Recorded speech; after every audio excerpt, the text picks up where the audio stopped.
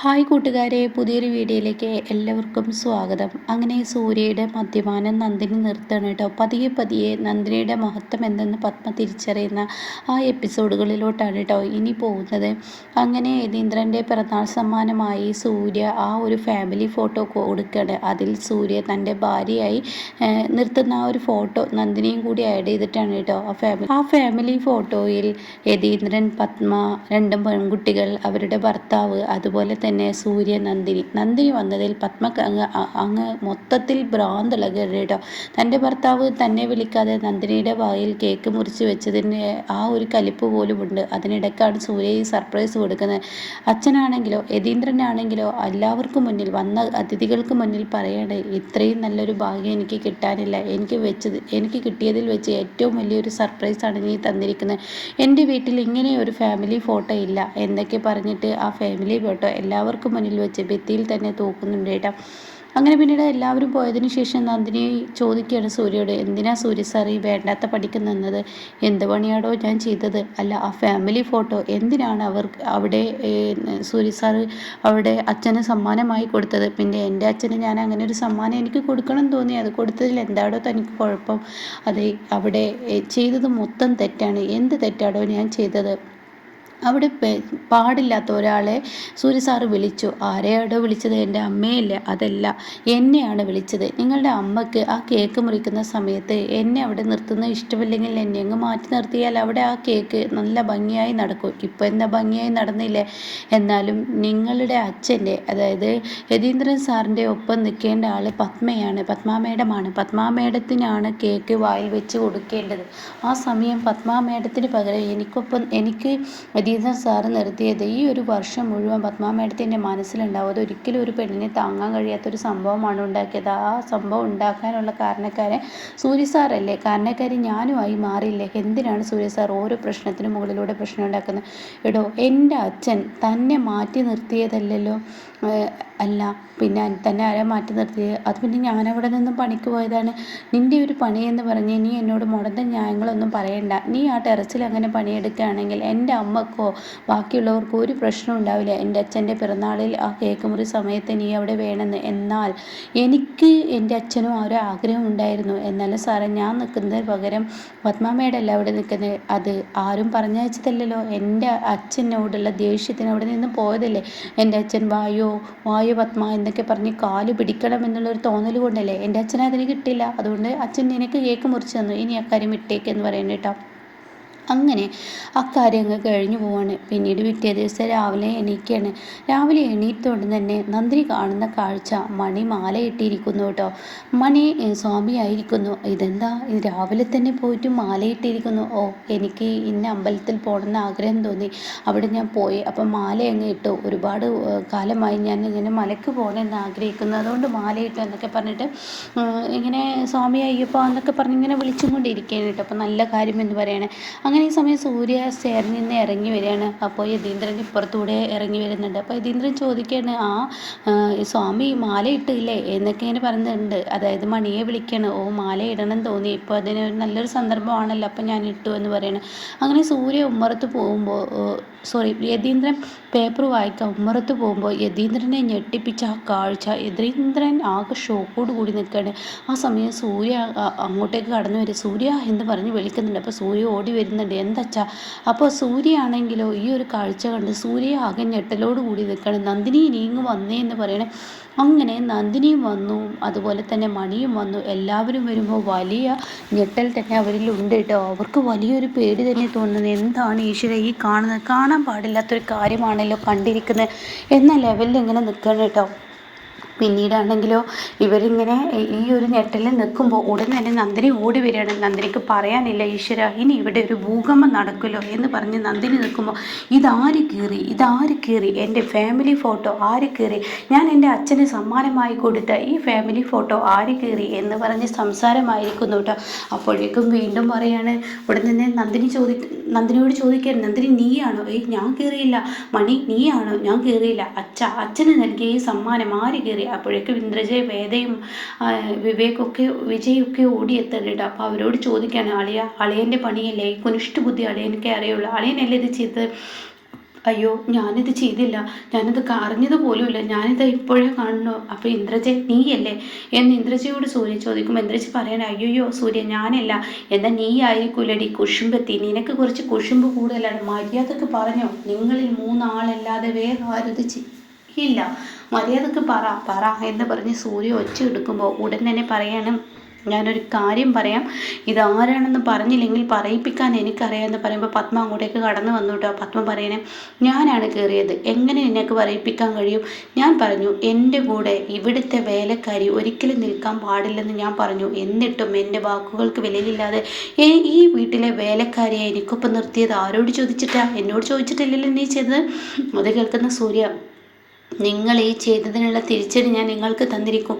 ഓ നീ എന്ത് തിരിച്ചടി തരാനാണ്? നീ എന്നെ ഒരു തിരിച്ചടിയും തരില്ല. എൻ്റെ വീട്ടിൽ ഇങ്ങനെയുള്ള ഫോട്ടോകൾ വെക്കാൻ പറ്റത്തില്ല. നിനക്കങ്ങനെ അത്ര വലിയ ആഗ്രഹം ഉണ്ടെങ്കിൽ നിൻ്റെ റൂമിൽ അങ്ങ് കൊണ്ടുപോയി തൂക്കിയിട്ടേക്ക്, പ്രശ്നം തീർന്നല്ലോ എന്ന് പറയാനേട്ടോ. അപ്പോൾ ഇത് കേൾക്കുന്ന സൂര്യക്ക് വലിയ ദേഷ്യമാണ്. പിന്നീട് നന്ദിനി എന്ന് പറഞ്ഞ് നന്ദിനിയുടെ കൈകൾ പിടിച്ച് റൂമിലോട്ട് കൊണ്ടുപോവാണ് കേട്ടോ. നന്ദിനിയാണെങ്കിലോ പിന്നാലെ പോകുന്നുണ്ട്. സൂര്യയാണെങ്കിലോ തന്നെ മദ്യം എടുക്കണം, എനിക്ക് മദ്യപിച്ചേ പറ്റുള്ളൂ. അപ്പോൾ സൂര്യക്കാണെങ്കിൽ ഇത്രയും ദിവസം അസുഖമായതുകൊണ്ട് തന്നെ ഇങ്ങനെ ഈ ഒരു ഇതിലൊക്കെ അകപ്പെട്ടത് കൊണ്ട് തന്നെ പടക്കം പൊട്ടിച്ച ആ റിവ്യൂക്കെ ഞാൻ പറഞ്ഞിരുന്നല്ലോ. അപ്പോൾ കാല് പൊള്ളിയതൊക്കെ കൊണ്ട് സൂര്യ കുറേ കാലമായി, 2-3 മാസമായി ഇപ്പോൾ സൂര്യ മദ്യപിച്ചിട്ട്. അങ്ങനെ സൂര്യ എനിക്ക് മദ്യപിക്കണം, എനിക്കൊന്ന് മദ്യപിച്ചേ പറ്റുള്ളൂ. എൻ്റെ അമ്മയുടെ മുഖത്ത് നോക്കി 4 കാര്യങ്ങൾ എനിക്ക് പറയാനുണ്ട്, 4 ചോദിക്കണം എന്നൊക്കെ പറഞ്ഞിട്ട് മദ്യത്തിൻ്റെ അടുത്തോട്ട് പോകുമ്പോൾ നന്ദിനി തിരിഞ്ഞു നിന്ന് ഈശ്വരോ എന്ന് പറഞ്ഞ് കണ്ണിറക്കി നിൽക്കുമ്പോൾ സൂര്യ കുപ്പിയെടുക്കുമ്പോൾ കുപ്പിയിലൊന്നുമില്ല, മദ്യക്കുപ്പികൾ മാത്രം. ഇത് കാണുന്ന സൂര്യ, ഇതിലെ മദ്യം ഇങ്ങോട്ടേക്ക് പോയി? നന്ദിനി നീ പറ, ഇതിലെ മദ്യം ഇങ്ങോട്ട് പോയി?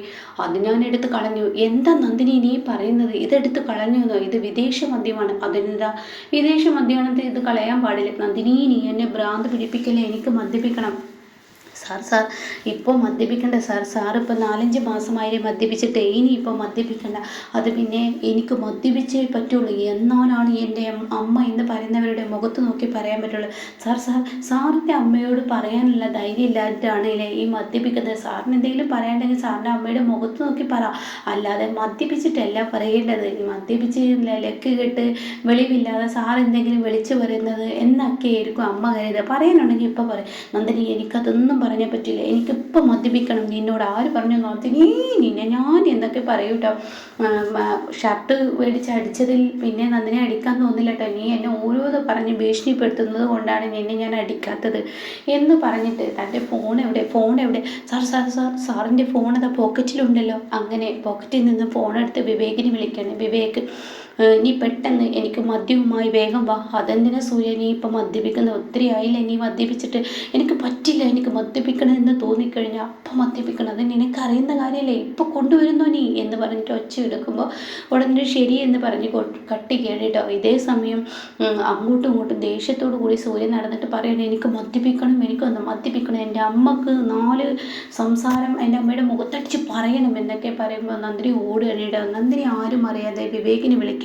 വിവേക് നിനക്ക് മദ്യം കൊണ്ടുവരാൻ പറഞ്ഞിട്ടില്ലേ സൂര്യ സാർ വിളിച്ചത്? അതെ, എന്നാൽ നീ ഒരു കാര്യം ചെയ്യും, ഞാൻ പറയുന്നത് പോലെ നീ ചെയ്യാമോ? ഓ എന്താ വേണ്ടത്? അങ്ങനെ എന്തൊക്കെയോ പറഞ്ഞു കൊടുക്കുന്നുണ്ട് കേട്ടോ. ശരി എന്നും പറഞ്ഞ് ഫോൺ വെക്കണ്ടേ. പിന്നീടാണെങ്കിലോ ഇപ്പുറത്ത് സൂര്യ മദ്യം കിട്ടാതെ കിടന്ന് അങ്ങോട്ടും ഇങ്ങോട്ടും തെക്കോട്ട് നടക്കുമ്പോഴാണ് വിവേക് എത്തുന്നത്. വിവേകിനെ കണ്ട ഉടൻ തന്നെ നന്ദിനി ഓടിച്ചെല്ലാണ്. കിട്ടിയോ? എല്ലാം കിട്ടിയോ? ഓ കിട്ടി, എന്നാൽ ഇനി വാ എന്ന് പറയണേ. അങ്ങനെ പിന്നീട് മണിയുടെ അടുത്തോട്ട് ചെല്ലണം. മണി വാ എന്ന് പറയുമ്പോൾ നീ പോയിക്കുമ്പോളെ ഞാൻ അങ്ങോട്ടേക്ക് വന്നേക്കാം എന്ന് പറയട്ടോ. അങ്ങനെ നന്ദിനിയും വിവേകും കൂടി സൂര്യയുടെ റൂമിലോട്ട് ചെല്ലുമ്പോൾ സൂര്യ, ആ വിവേക് നീ എൻ്റെ ഉറ്റ ചങ്ങാതി തന്നെ, ഇനി എത്ര പെട്ടെന്ന് എനിക്ക് മദ്യം എത്തിച്ച, വാ ഈ മദ്യം താ എന്ന് പറയുമ്പോൾ ഓ തരാം എന്ന് പറയണം കേട്ടോ. എന്തായാലും നീ ആരെടുത്താണ് സംഘടിപ്പിച്ചത്? അതൊക്കെ എന്നും വാങ്ങുന്നത് പോലെ തന്നെ വാങ്ങി, ഇതാണ് എൻ്റെ ഒറ്റ ഫ്രണ്ട്സ്, വേഗം ഒഴിക്ക്, നീ ഒഴിച്ചു കൊണ്ടാ. അപ്പം നന്ദിനി പറയണേ, എനിക്ക് നല്ല ആഗ്രഹമുണ്ട് സൂര്യ സാറിന് മദ്യം ഒഴിച്ചു തന്നെ. നന്ദിനി നീ എന്താ ഇപ്പോൾ എൻ്റെ അടുത്ത് വേലത്തര എടുക്കുകയാണ്? നീ എന്നോട് മദ്യപിക്കാൻ പാടില്ലെന്ന് പറഞ്ഞിട്ട് നീ ഇപ്പോൾ എൻ്റെ അടുത്ത് അടുത്ത അടവുമായി വേണ്ട, നീ മദ്യം പൊട്ടിക്കാനല്ലേ, വേണ്ട നീ ഒഴിച്ചു തരണ്ട. അല്ല സൂര്യ സാർ കുറേ കാലമായി മദ്യപിക്കുമ്പോൾ ഞാൻ ഒഴിച്ചു തരാം.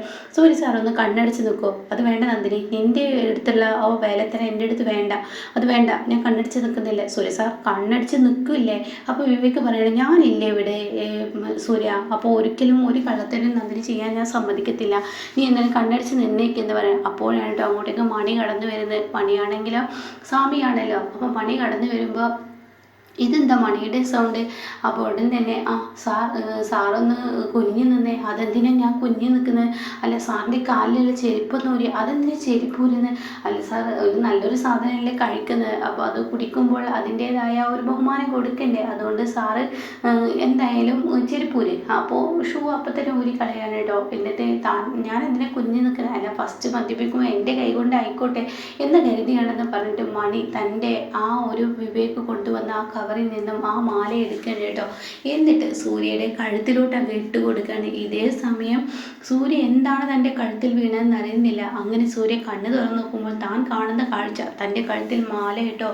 അങ്ങനെ മലക്ക് പോകാനുള്ള മാല ഇട്ട് കാണുമ്പോൾ സൂര്യ പറയണേ എന്താ ഈ കാണിച്ചിരിക്കുന്നത് മണി, നിന്നെയാണ്ടല്ലോ. അപ്പോഴേക്കും നന്ദിനി അയ്യോ സൂര്യ സാർ സ്വാമിയാണ്, സ്വാമിയെ അടിക്കാൻ പാടില്ല, ഒരു സ്വാമിയെ അടിക്കാൻ പാടില്ല, സ്വാമിയാണ്, അങ്ങനെയൊന്നും ചെയ്യരുത്.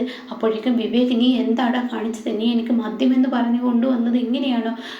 അത് നല്ലൊരു കാര്യത്തിനല്ലേ, എന്തായാലും നീ ഇത് ഈ ഒരു ഷോള് കഴുത്തിലിടുക എന്ന് പറയേണ്ട, ആ ബ്ലാക്ക് ഷോള് കഴുത്തിൽ ഇടാൻ കൊടുക്കണം കേട്ടോ. അപ്പോൾ ഉടനെ സൂര്യ അയ്യോ എനിക്ക് ദേഷ്യം പിടിക്കുന്നു, എനിക്ക് മദ്യപിക്കണം. അപ്പോൾ നന്ദിനി പറയണേ സൂര്യ സാർ ഈ മാല ഇട്ടിട്ട് മദ്യപിക്കണം എന്നൊക്കെ സൂര്യ സാർ പറഞ്ഞു കഴിഞ്ഞാൽ എനിക്കായിരിക്കും വല്ലതും സംഭവിക്കുക. അത് കേൾക്കുന്ന സൂര്യയുടെ ഇടനെഞ്ച് പൊട്ടുകയാണ് കേട്ടോ. സൂര്യക്ക് ഒരിക്കലും നന്ദിനിക്കൊന്നും സംഭവിക്കുന്ന ഇഷ്ടമില്ല. അപ്പോൾ സൂര്യ സാറിന് എനിക്കെന്തെങ്കിലും സംഭവിക്കും, ഞാനാണല്ലോ മാലയിടാൻ കാരണക്കാരി, അപ്പോൾ എനിക്കെന്തെങ്കിലും സംഭവിക്കും സാർ, ഒന്ന് അടങ്ങ്, ദേഷ്യം പാടില്ല, കോപം പാടില്ല എന്നൊക്കെ പറയുമ്പോൾ ശരി. അപ്പോഴേക്കും വിവേക് തുണിയെടുത്ത് സൂര്യ നീ ഇതും കൂടി അങ്ങ് ഒടുക്കുക എന്ന് പറയട്ടോ. ഇത് കേൾക്കുന്നതിനോടുകൂടി സൂര്യ വിവേക് നീ എന്നാലും എന്നെ എങ്ങനെ പറ്റിക്കരുതായിരുന്നു എന്ന് പറയുമ്പോൾ ഉടൻ തന്നെ അത് പിന്നെ ഒരു നല്ലൊരു കാര്യത്തിനില്ല, അതിന് വേണ്ടിയല്ലേ എന്ന് പറയുന്നത് കേട്ടോ. അങ്ങനെ സൂര്യ മദ്യപിക്കാൻ ഒരുങ്ങുമ്പോൾ നന്ദിനി അടുത്ത പണി സൂര്യക്കിട്ട് കൊടുക്കുക കേട്ടോ. അപ്പോൾ ഇതിൻ്റെ ബാക്കി റിവ്യൂ കേൾക്കാൻ താല്പര്യമുള്ളവർ ചാനൽ സബ്സ്ക്രൈബ് ചെയ്തിടുക. ഇനി തൻ്റെ അമ്മയോട് ദേഷ്യപ്പെടാതിരിക്കാനും മദ്യപിക്കാതിരിക്കാനുമാണ് നന്ദിനി സൂര്യയെ കൊണ്ട് മാല ഇടിയിച്ചതെന്നുള്ള സത്യം ഇനി പത്മ അറിയുമ്പോൾ ചെറിയൊരു സന്തോഷം അതുപോലെ തന്നെ ചെറിയൊരു സ്നേഹമൊക്കെ നന്ദിനിയോട് തുടങ്ങുന്ന ആ ഒരു സീനുകളാണ് കേട്ടോ.